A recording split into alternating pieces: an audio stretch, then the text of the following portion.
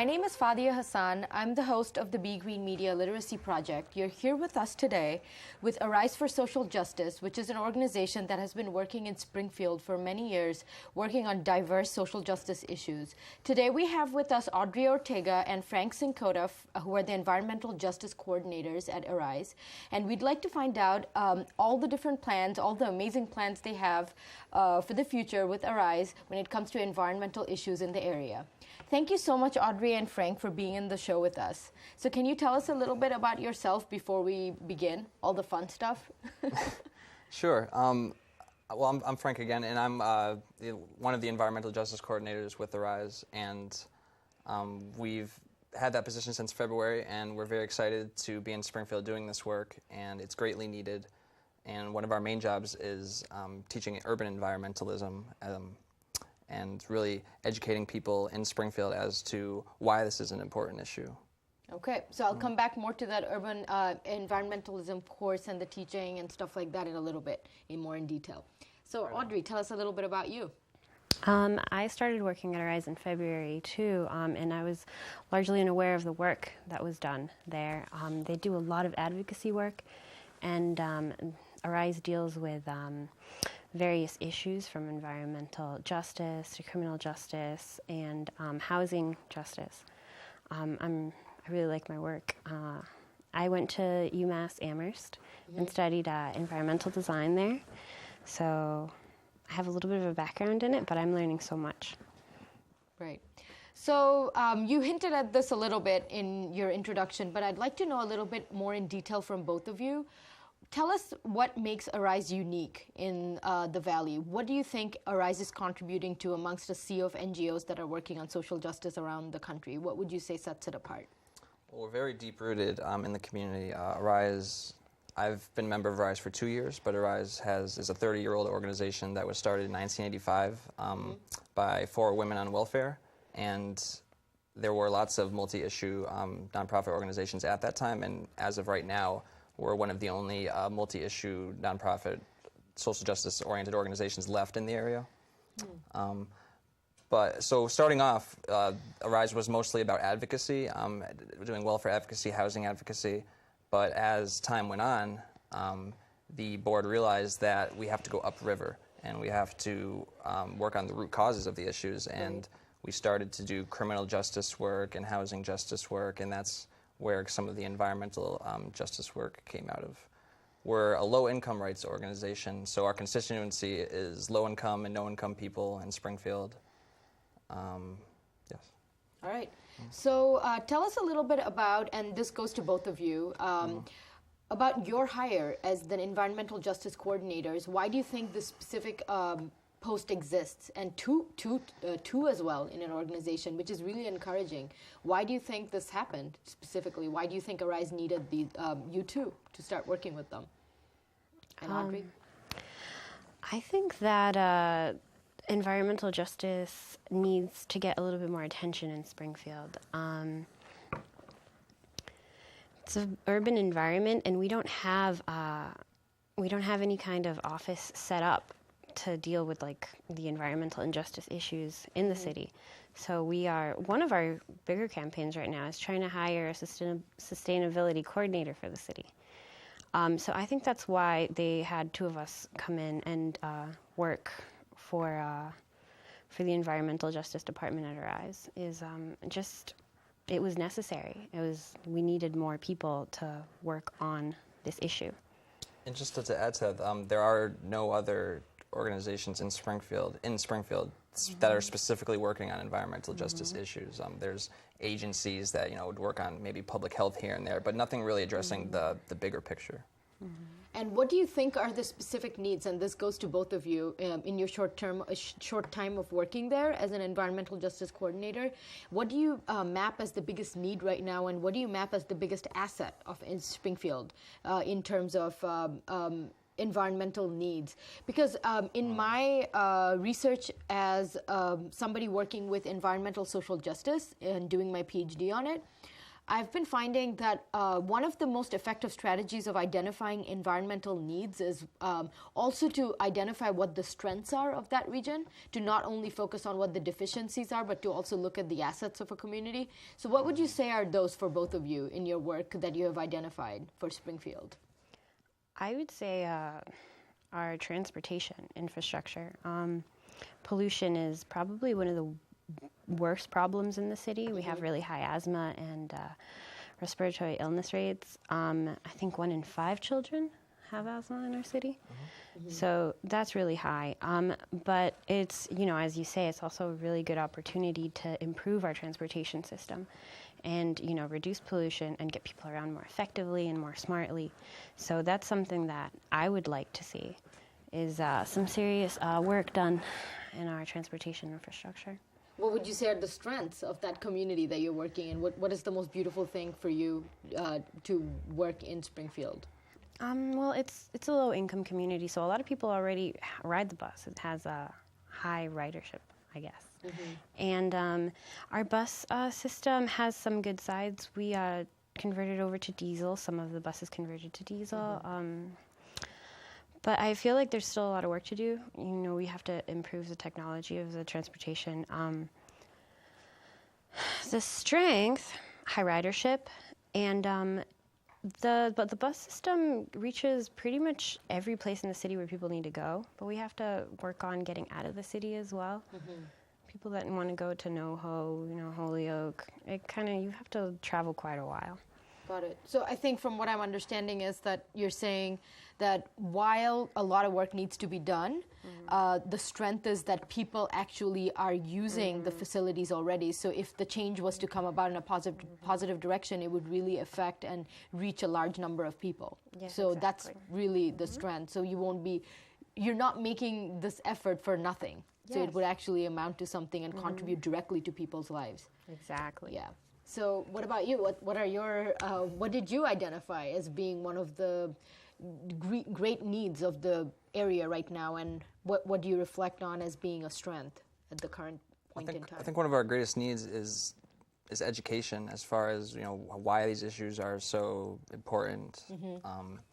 One of our biggest hurdles is making it clear that climate change and pollution and toxicity is affecting low-income people and people of color the most, and that it's not a Upper Valley, Northampton, Amherst, Vermont hippie thing, and that this is affecting everyone, and again, just people in Springfield, low-income people the most. And if you look at surveys and articles about this, you'll actually see that low-income people, and specifically Hispanic people across the country, are the most aware of the issues of climate change. Interesting. Yeah, so the people who are affected by the most of it are really feeling it and understanding, and it's a matter of galvanizing and getting the community together to move on this at this point. So again, it's really getting them to fully understand it and to empower them and to know their power, so that when we come together we can really change this. Great. So what are the specific plans that you guys have charted out for the next few months or near future of what are the things you want to do to achieve all these bright plans that you have? Since we started, we've been working on a campaign to get a sustainability coordinator for the city, or maybe even an office if it can be funded. Right now, the budget for the city is being presented, and we want to use that window to urge people to realize that there is a need for this position in our city, and our councilors, our mayor, we've been communicating with them, letters and postcards, and visiting them, just speaking to them. So that's our biggest campaign right now, and that's how we're just trying to get the message across, is just by educating the public and engaging in a conversation about it. Okay, great. And I can give a little brief history on where that campaign kind of originated from. In October of 2014, last year, exactly 1 month after the big climate march in New York that drew 400,000 people, which was actually one of the biggest marches in recent history, we had our own march in Springfield, where we marched to City Hall with a climate action resolution, and that we presented to them. We had bunch of signs. We had big puppets of polar bears and Mother Earth, and it was a big visual thing. And then we all marched into City Hall for the hearing, and our climate action resolution was passed unanimously 13-0 through City Council. And in that plan, it basically outlines that we would work to reduce emissions over time and most notably hire a climate, like as Audrey said, a climate resiliency or sustainability coordinator to work in the economic and planning department in Springfield or its own department. And since that time, we haven't seen much work from our city government as far as implementation. So when the City Council passes a resolution, it's basically the City Council putting forth their recommendation, but it's up to the mayor and his administration to really allocate the funds. So as Audrey was saying, now we're really working to educate the mayor and his administration and the public as to why this is important, and then to really galvanize them to move them to really work on this. You know, Worcester and Boston have had climate change plans for about 10 years, and we're the third largest city in Massachusetts, so we think it's time that we caught up. Yeah, and it's interesting because Springfield is always at the bottom end of people's priorities, so that's why I guess things get left behind. So I think it's that much valuable for what you're doing, because we all know how racial segregation always impacts policies and government's attention on things. And because Springfield is mostly populated by people of color, it's probably the reason why it has been left behind in climate action. Correct? Am I incorrect in interpreting it that way? Yeah, I think you're right. That's pretty spot on. One of the things that is really good timing is that the budget is being passed now, and we found that there's a surplus of about $40 million in our city's budget. Rainy day fund. And it's a rainy day fund. But we're asking, why don't we tap into that so we don't have to suffer through the rainy day? Why don't we use it now and avoid some of the problems that we know are going to be coming? Right. I know it's impressive that you're trying to change the government structure in Springfield. However, BGreen, and you know BGreen because you have worked, Arise and BGreen have worked together, and what our goals is, which is to provide educative platforms and workshops and educational opportunities for youth around the world. And so my question to you is, what are the specific on-ground things that you're doing? While I see the benefit of going after a government and trying to change policy, I think at the same time it's necessary to do programming on the ground and organizing on the ground to connect with policy changes. So what are the specific plans for that you guys have to Arise in the next couple of months? Well, one of the things that we've been working on as our Arise Environmental Committee is a law was passed about, I'm actually sure on this, it was passed a number of years ago, 6 or 7 years ago, in Massachusetts, where an anti-idling law, where you cannot be idling near a school or another area where, like a daycare where children are congregating for longer than 5 minutes, or it's supposed to be a $100 fine. And there were supposed to be signs put up all across, like, the school saying, no idling and no idling your car, turn off your car. And we'd come to see that 6 or 7 years after the law had been implemented, no signs were put up, and there was absolutely really nothing going on to push that to happen.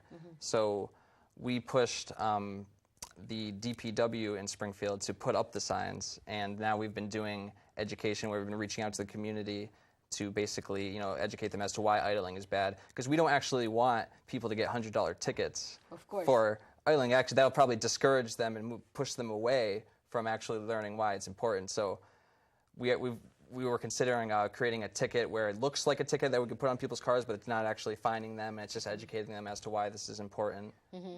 So that's one of the things on the ground that we're kind of doing right now. Oh, that's fantastic. I think another way that we're reaching out to the community is we're trying to grow the Springfield Climate Justice Coalition. Arise is a part of it. North End Organizing Network, Climate Action Now. There's Brightwood Health Center. There's a lot. So we're trying to get community organizations together and create a power and reach also the members of those organizations. So hopefully in that way we can branch out and reach a wider public, and we can educate them and we can get them involved. Yeah, those are really innovative strategies and programs that you're coming up with. And BGreen is happy to collaborate with Arise. And then we have already done a workshop together, and we hope to continue doing many more in the future. So tell us a little bit about your current infrastructure. Like, how does the organization work? How do you prioritize which issue to work on when it comes to, and let's just stick to your environmental aspect of it.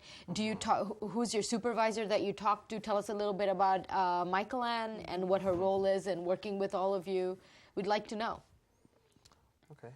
Well, Michael Ann Busey is the director of Rise for Social Justice, and she is really the one who really it was born out of her passion for the Springfield Climate Justice Coalition was really born out of her passion, and her willingness to really tackle this and look deep into it. Because again, there's no one else in Springfield really doing this. So me and Audrey are the coordinators of the committee, but we also have 4 or 5 folks who are also on it who are helping us out. As far as the structure of Arise, we have the board of directors, then we have our various committees. Environmental justice falls under that. So we're pretty much autonomous in the work we do. The only reason we'd have to really go to the board if we wanted to get funding for a specific thing, or if we were going to be doing some kind of radical action that would affect the entire organization. Okay. We rely on our members. Our committees are strengthened by Arise members, and we have, I think, 5 that are pretty committed, and they're always there. They're always working hard. The way that we choose our campaigns is, I think, we try to determine the most need. Okay. If we have a limited number of time and resources, so we have to kind of pick and choose where we could create the most impact. Absolutely. Absolutely. Like all other underfunded social justice organizations. And specifically, our constituency and how we determine our campaigns, our constituency is low-income and no-income people. So yes. all of our campaigns are centered around, how can we improve these people's lives? And, and our members, we're member-led, so most of our members and most of our board members, everyone on our committee, we're mostly low-income people. So we have a big stake in this as well. Absolutely. So what would you say is the biggest challenge of working as an environmental justice coordinator in Springfield and in general? What would you say are the challenges of choosing this path that you've chosen? I'm curious. I think it goes back to... and I want both of you to answer this. Yeah. I think it goes back to not making it... emphasizing urban environmentalism and the fact that it's not this hippie thing that only Tell me more. What do you mean? Even though I think I know what you mean, but tell me more. Well, there's some, for example, there's some people in Springfield who don't want, bike paths and things because they perceive that as some kind of, upper valley white people thing. And, it really goes back to, we have to educate people as to what, they don't see this as something that affects them. And you really have to bring it home as to, in a way that they can understand it. Right. Yeah. Yeah, they're precious little environmentalists below the tofu curtain. No ho to Holyoke. No. So we have the tofu curtain. Yes. Is what that's called. So we need to reach the people where they're at, and we need to advocate for the environment and also advocate for their interests. We're working with Power Co-op, and they're... What is that? Power Co-op. They are a company that are solarizing Holyoke. Okay. And they're really good. We're working with Diego and Rita. And who's going to be a guest on next month for my show. Oh, great. Really? Yes. Yeah, he's awesome. Yes. So we went to the same college, Hampshire College. Oh, neat. Cross promotion here. Okay. Yeah. So I lost my train of thought. No, so you were saying about working in communities, how do you demystify your work to the local communities and... Right, yeah. Well, solarizing would save people money as well as help the environment and reduce emissions and insulating your home. So we try to, show that being environmentalist can be done locally and urbanly. Yeah, and really... Mainly, we want people to see the big picture. There's a lot of mainstream environmentalism that will go off and say, change your light bulbs and, don't drive as much, take the bus and this and that. And there have been many studies that have been done. Even if every single person in this country did all of those things, in Inconvenient Truth, at the end of that movie, it outlined all of these personal things that you should be doing to help improve the climate. Even if every single person in America did all of those things, like change their light bulbs, take the bus and stuff, in the end, emissions would still be going up and we'd still be screwed. So we need change from a structural political level in order to really like turn this around. So that's like one of our main goals, is to show people the big picture. And Interesting. Yeah, exactly. And so what is the kind of communication and dialogue that you guys establish with the Upper Valley? In general, do you think that's important, the exchange between the Upper Valley and the Lower Valley, or do you think that's irrelevant to the kind of work that you do? We try to stay local, but we have some really good allies from Amherst and NoHo. Dr. Marty Nathan, who works at the Brightwood Health Center. We have a lot of allies from CAN and 350 Mass. I really like that we have them as allies. They're a part of the Springfield Climate Justice Coalition, and I feel like this is an issue that impacts them as well, just because of the proximity of our towns. Mm-hmm. Absolutely. No, I personally think that the dialogue and exchange is important and useful, because for a couple of reasons. One, because I think people learn from one another and they identify things oftentimes through conversation and dialogue that's not possible through teaching per se. And the other thing is, I think everybody is connected. As you said, we're neighboring towns, and it is necessary for people to share responsibilities, because as you said, the tofu curtain needs to be lifted. You know, it really does. And perhaps even conversations between different groups of people can demystify the misunderstandings between so-called superficial segregations like that. So, I mean, that's just my take, even though I do understand the need to stay local and focus on the work and being attentive to that. But I feel like educational institutions, for example, the community colleges in the area or the universities in the area, should be taking a bigger step in connecting, doing community outreach with organizations like Arise. And that brings me to the next question. Have you worked in partnerships with universities in the past? Because oftentimes university partnerships with community organizations is a really good strategy of expanding the work. Has that happened, or is that something in the future that you'd want to do, or do you see any negatives of a collaboration like that? This is for both of you. I don't see any negatives. We haven't in the past, and presently we're not working with any Springfield-based universities. We recently came from a Northeast Organizing Conference at Smith College, and actually there's going, the Center for Popular Economics is going to be doing another climate justice-oriented... I saw that in the summer. Yep, in August. I got an invite for that, actually. It looks like it's going to be a great conference. Yeah, so we, in that sense, in the Upper Valley colleges, I think we have somewhat of a connection, but generally... we don't see a great willingness and urgency coming from the local Springfield colleges to really take this issue on and get involved. But we will be reaching out to them, and we look forward to them getting involved. Right. So just as a lasting sort of wrap-up thought of what thoughts you want to leave us with about your work and the future and the kind of work that you want to be known for and the kind of lasting changes you want to bring to Springfield, what would you say, Audrey, if you could do anything as an environmental justice coordinator other than the transportation issue that you brought up, what would be in your dream list? What are the 3 things that you'd like to do to leave an impact in your job for the larger community? And it gives you a little bit more time, Frank, to think about it. Okay. Yeah. There's like a million things that I'd like to do that I wish I had We'll time start for. with the top 3. Let's start there. Yeah. I would like to educate the people. I think people have power, and I think when they come together, they can do a lot. But they need to be aware of what's going on around them. So I would like to focus on education. Another really important one, I would say, is clean energy. I'm so excited to meet Diego and learn about the work that they've done in Holyoke, solarizing. And we want to bring clean energy programs to Springfield, especially tailored for renters. We don't have a huge home ownership in Springfield, so that's another one. Making clean energy available to lower income people. All right. And what's the last one? Pick one out of there.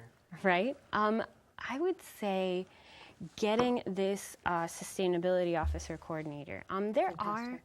There are some good things happening. We're a green community. There are people that are, making an effort to make our community more environmentally just. But we need personnel that will come to the table and really stand up for environmental justice and give some cohesion to all the different plans that are going on in the different sectors of the city. So we need a coordinator. We need someone that will pull in all the efforts. Right. What about you? Yeah, and I'm going to talk about two things. One, I'm going to piggyback off of the sustainability coordinator talk a little bit. One thing I really want to see is Worcester has a great plan for that, and a plan that they've already implemented. And one of the things that they did to really that I want to see happen in Springfield in the near future that they have done very well is they formed an energy task force. That's what it's called, ETF, and that does consist of people in the energy departments in that city, people in environmental justice communities, business owners, and city officials as well. And they constructed the plan, and then they hired a full-time coordinator, and then that plan was implemented. Then the full-time coordinator then monitors emissions and puts out yearly reports and makes sure that we're achieving those goals that we've set. So I really want to see that happen, and I think that there are many opportunities for us to reduce emissions in Springfield. But secondly, I think the hemp revolution is going to come hard and fast, and I think that's going to be great for really the country and the state and for the valley in general. Okay. There's legislation in Massachusetts and federally right now to legalize the cultivation of industrial hemp, and its implications are huge. We can make plastic, paper products out of that, which will reduce our waste. We can make biodiesel fuels. We can make building materials. And I think as the separation between psychoactive cannabis and industrial hemp is made and education is done, the stigma will be removed, and I think that we can really move toward a new green economy. And not only will that reduce emissions and things of that nature, but it will bring local jobs because right now all of our industrial jobs are outsourced. We're getting all of our products and things from all these other countries. So if we can have farms up and down the valley that are producing hemp, that will not only give jobs, but then we can have processing centers in Springfield and urban jobs. And so that's, as far as the future of Springfield, I imagine a hemp-filled future. Great. Well, it was great talking to both of you. Thanks for giving us a background on not only your work as environmental justice coordinators, good luck with that, but also a general, that wasn't a sarcastic one, and then also knowing a little bit about Arise and how it works and sort of the history and the background of it. So thank you all for being with us. It was a great episode, and that gave us a glimpse into one of the oldest social justice organizations called Arise for Social Justice. Please check out their website and their Facebook page, and also the BGreen Project's Facebook page and website, www.bgreenproject.org. And we are in Facebook as the BGreen Project. Hope to see you next week. Bye.